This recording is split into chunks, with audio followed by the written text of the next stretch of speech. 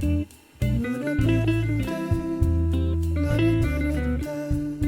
welcome back to my YouTube channel. And if you're new, hi, I'm Olivia, and I'm so glad that you clicked on today's video because I want to bring you a reading update.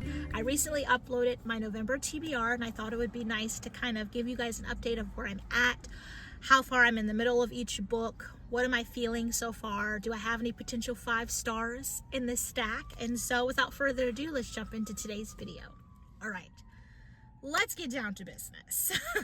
I feel like I have selected a very, very nice November TBR. I feel like there have been months where you put books on your TBR and you're just like, I really wish I wouldn't have done that. And then I really see that like mood reader itch start coming out really intense in that month. And then I stop reading what I was going to read. And then I have a whole new TBR. And so whereas with this month, I'm really liking what I picked. Like, I am very proud of myself. I feel like I have picked a fantastic set of books that really like meet me where I'm at, if that makes sense. Like, these books are what my current interests are. These books scratch every itch of that reader within me. But in no particular order, I'll start with the first book that I am currently in the middle of, and that is 13 by Steve Kavanaugh. You guys, this is going to be a 5-star for me. Hands down, 100%, already clocking it. 5-star for me.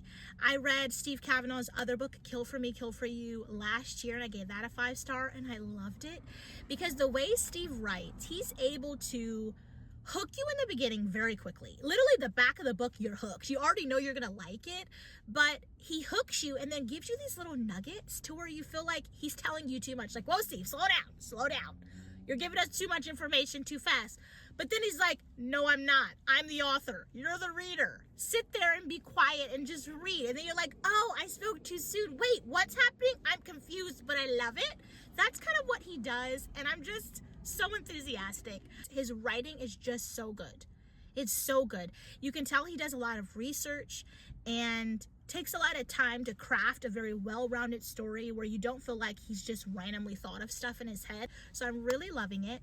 And then the next book that I'm in the middle of is a book I added to my TBR, which is When We Were Bright and Beautiful.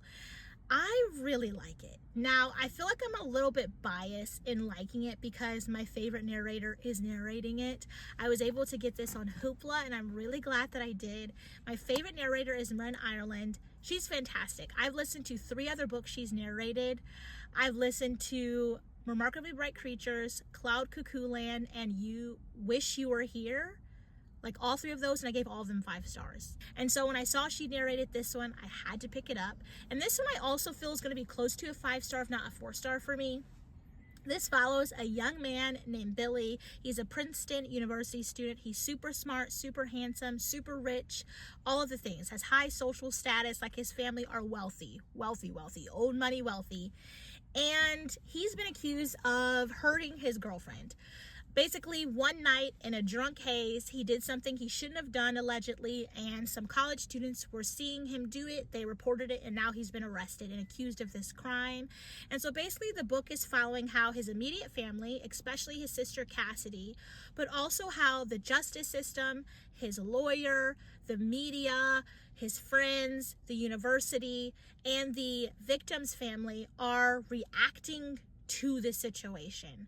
Because it's very common when someone who is very wealthy, has a lot of money, you know, doesn't want for anything, is taken less seriously when something wrong happens. Like, they've been injured, they've been hurt. Oh, well, you're wealthy. It's not that big of a deal. Other people are worse off than you, so why are you complaining? That kind of idea. So the author is really letting us get kind of that front row seat into how someone who has a lot of money, who necessarily didn't choose the life that they have, but they were blessed with, you know, fortune and all of the things and smarts and kind of the easy life, and how when something bad happens, a tragedy, a crime, how they're perceived by others and how the situation can pan out for them. And so that's been really interesting to read that, and I've really liked it. And then the next audiobook that I'm in the middle of is Before the Coffee Gets Cold.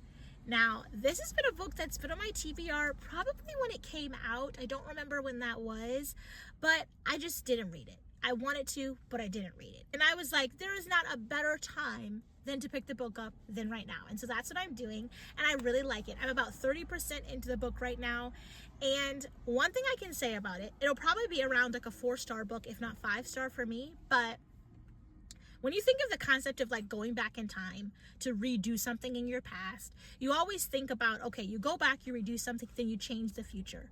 Whereas in this book, I really love how the author is taking that concept, and how it comes off to me so far is that instead of it looking like the character can go back, or the person can go back to change the past and then change the future, he's allowing them a chance to redeem themselves, redeem the situation, redeem how they reacted, how they handled it, what they said, what they didn't say, how they felt, their emotions surrounding it, to change it for the better. So then they can almost have a better conscience about what happened. The next books on my TBR I have not started yet, and the first one is going to be A Man Called Ove. Now, I really am excited to read this book, but a part of me really wants the audiobook, because I believe Ren Ireland is also narrating this book, because I know she narrated Anxious People for Frederick Buckman. And so part of me isn't really sure if I should get the audiobook or if I should just read it. I have my tabs, I have all my things ready. I feel like I should just dive into it personally, because I know it's going to be a story I like. So we will see. And then I have Days at the Morisaki Bookstore that I have not started yet either, but I do have the physical copy and the audiobook of that, depending on what I want to do. And I'm really excited to get into that book. That has been a book that I've had on my TBR for a minute, and the cover pulled me in. I feel like I've talked about that a few times. I cannot wait to get into that. And then the very last book that I have on my November TBR is a nonfiction, and that is by Viktor Frankl, and his book is A Man's Search for Meaning. I think I mentioned it a while ago, but I've been really trying to dive into nonfiction. And so this book is going to be focused around the Holocaust, and Victor's experience with that when he was taken to the concentration camp, and just how he managed it, and what was it like, you know, his story. And so I'm really excited to read that book and spend some time in it as well. But yeah, that's basically going to conclude all the books that I have so far for my November TBR, how I'm feeling, and I'm really excited about it. I really do hope that you guys are reading things that you enjoy and that you're happy about. And if so, let me know down below what those books look like for this month.